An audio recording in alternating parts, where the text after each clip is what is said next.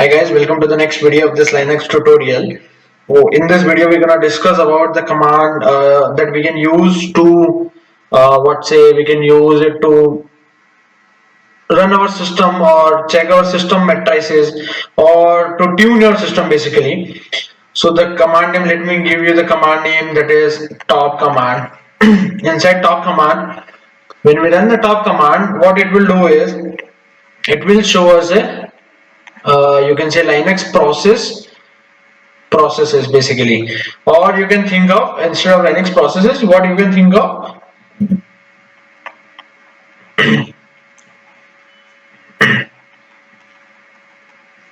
the source utility. What does it means is, as you all know, in your system the file is kept at hard disk, or the program file or app, all of this thing at hard disk. If you want to run some program or some application, you all know we want to move that to RAM. That is happening automatically. That is a feature of OS, and CPU will run from that particular memory. Now, as I all know, the program file in the hard disk is known as program file, but as soon as it moves to the RAM, those are known as processes. So that thing will top command tells basically in very detail, like how many processes are there running, how much memory they are using, how much CPU they are using, which user started that process. You all know there might be many users in OS like root. Shri, we are logging with this root. So root will start app called, let's say, PUBG, and Shri started the app called Free Fire. So multiple users can start those programs or the processes. So PUBG in hard disk known as program file or program, but as soon as it moved to the RAM, it known as process. And who started this process? The user root. Same way, this Free Fire as an app or program in hard disk known as program file or program, but as soon as moved to the RAM, it is known as process. And who started this process? Shri. So in the process, that means the process means the program file that is moved from the hard disk to the RAM. So in RAM, how much memory they are using, how much. So for RAM, you all know CPU will take the things from RAM and execute those program or processes. So how much CPU they are consuming, like how much CPU PUBG is consuming, how much CPU Free Fire is consuming. And one more thing I want to tell you, that is the PID. So PID means process ID. So whenever the program move from hard disk to the RAM, that is known as process, and it's a feature of OS. It's moved from hard disk to RAM, and that known as process, and it's a feature of OS, not it's a feature of OS that every process is allocated with one ID. It's like every student at college or at school is allocated with some unique ID. Now, why we need unique ID? It's a very simple concept that we are following in schools and colleges also. Let's say there are students Ram, Sham, and again one more student with Ram. So it's possible that two students have same name, but their roll number, let's say it's the roll number of this guy is 18, this guy is 19, 20. So roll number, you can think of unique ID in school or college. Similarly, process may be same as name, but the ID will always be unique. So ID will help us to identify the student uniquely in the school. Maybe there are 5 students with the same name, but their IDs are different. So that ID helps us to identify the students uniquely. Same way, the process ID help us to identify the process uniquely. Maybe the names and other things are features are same, but process ID is always a unique, and it helps us to identify process uniquely in the operating system. So let's discuss this top command, and there are many columns you see while we are discussing that top command. I am gonna discuss all of these columns in very detail. So let's move to the console. If I write top directly, see, it's a real-time basically view that top command is giving us, and in the top, if you see how many tasks or how many processes are running, how many the processes are at sleep, or how much CPU is consuming, and what is this NI is like the nice value. What is means I will tell you. And like here you can see memory in the KIV, how much memory is available in your system, how much is free, how much is used by buffer or cache. So there are multiple things, and this is a real-time process is running on. So let me try to take this. Yep. And let me try to copy it. So I will explain you in more better way. Now let me go here, and it's possible to paste, not sure about it. Something we can use to take a snap of it, but not sure. Okay, let's discuss in this way. So the first column you are seeing here is PID. Now what PID is, I already explained you, but let me explain you by one again the columns. So the first column is PID, that is process ID. Now what process ID? I already explained you, it's like a unique ID or unique number, not unique ID, unique number to identify process in operating system. It's like same as you can think of like the student ID in college or school, or you can think of like Aadhaar card. So the Aadhaar number is always unique. So there are many persons in the world in like with the same name. Let's say there are people with name this again with some different surname, or let's say you can think of like this three only, but there are thousands or lakhs of people with the same name, and the surname are only different, but the name is same. So how we can identify? Their Aadhaar card is always unique, and their Aadhaar number is always unique. So it's like PID is always unique for process to identify process in that particular operating system. The next column we are seeing is user. So what does this user means? The user means who started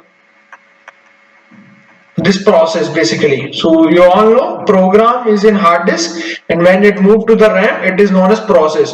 That time the user that is logged in that operating system, particularly that user is moving this program from hard disk to the RAM, that is process become process.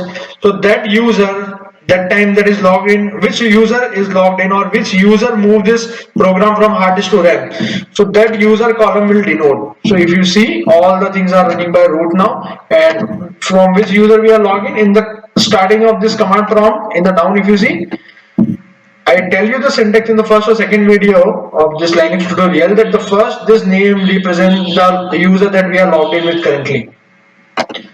The next thing is we can see is PR column. Now what PR column means? PR column means priority. So let's say in hard disk there are game PUBG, let's say Free Fire, or let's say chess. Many games are there. Let's say thousands of games are there. But the priority for the nowadays childs is PUBG.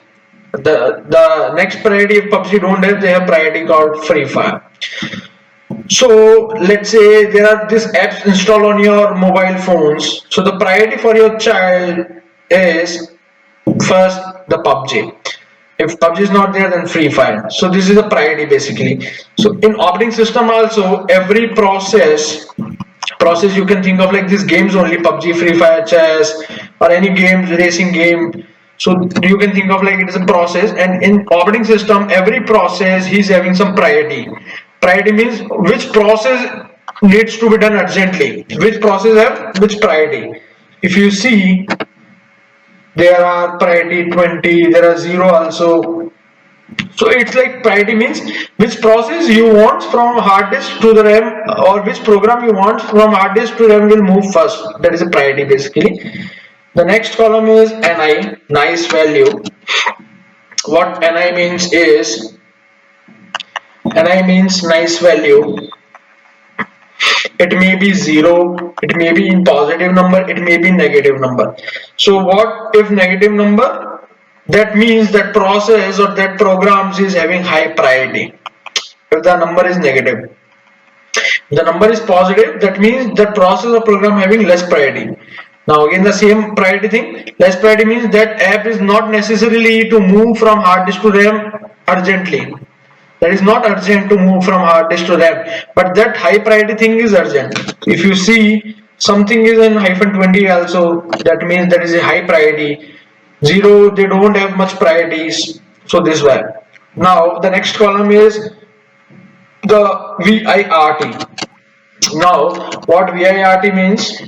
So first you need to understand there are two type of RAM in your OS, or RAM is also known as memory. So one is whatever attached to your system, that is a physical. Another is virtual. Now what virtual, as the more discussion on this will be in some upcoming videos. But what VIRT represent is how much virtual memory that basically that process or task is consuming. That is a single use of VIRT.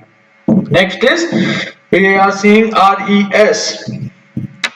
After the RES we can see what is SSR, SHR. So, and let me take this all together. They are interconnected only.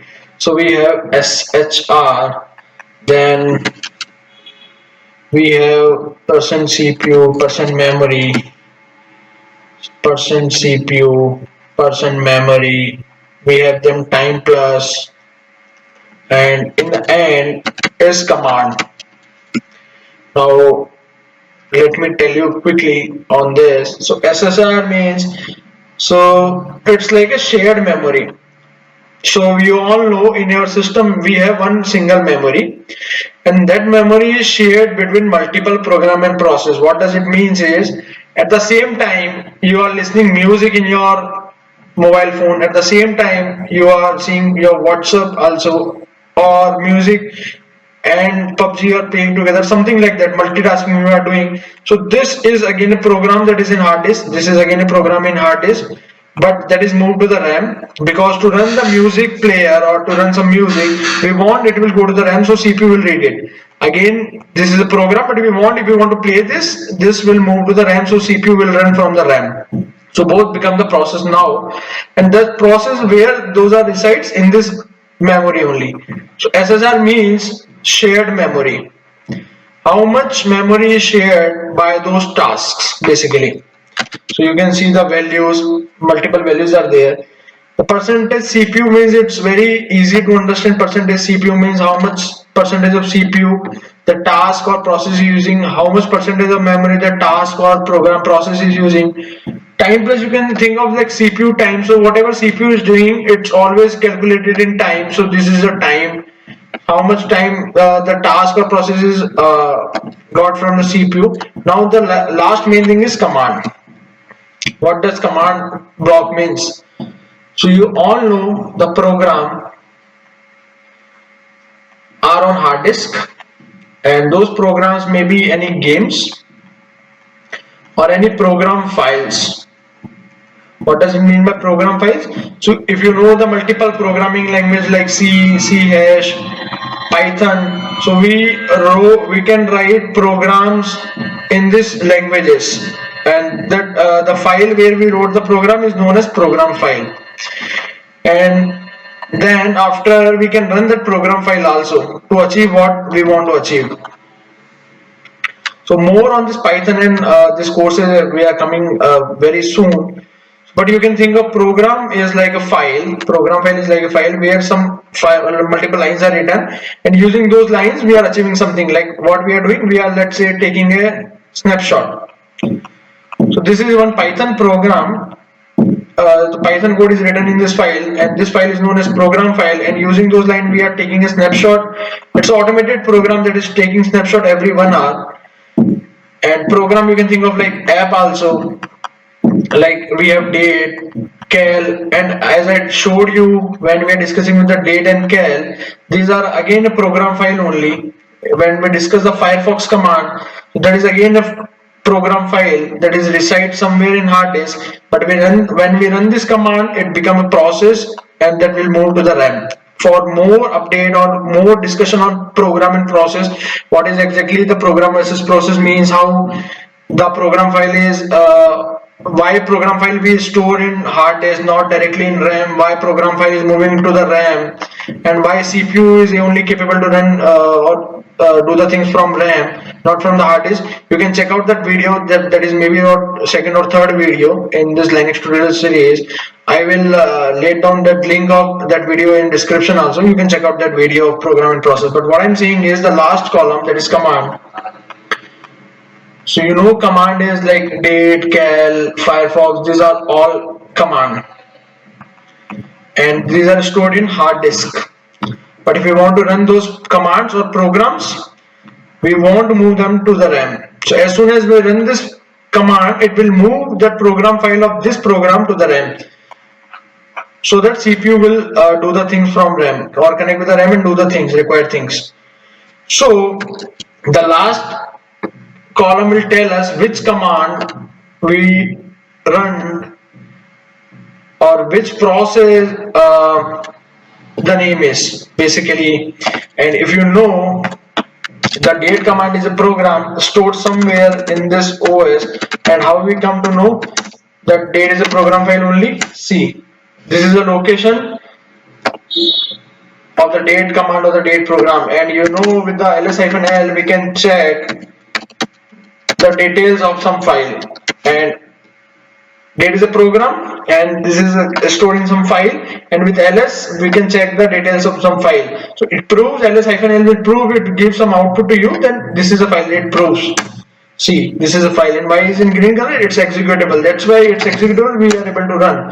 Now what are those file permission? Executable, writable, readable. There is one again, the video coming on very soon, but see, we can run up, and that run, the output is coming, that is coming from the RAM, because as you all know, the program is stored in hard disk and we can't run the program directly from the hard disk. If you want to run some program, we want to move it to first RAM, so CPU will execute that. Now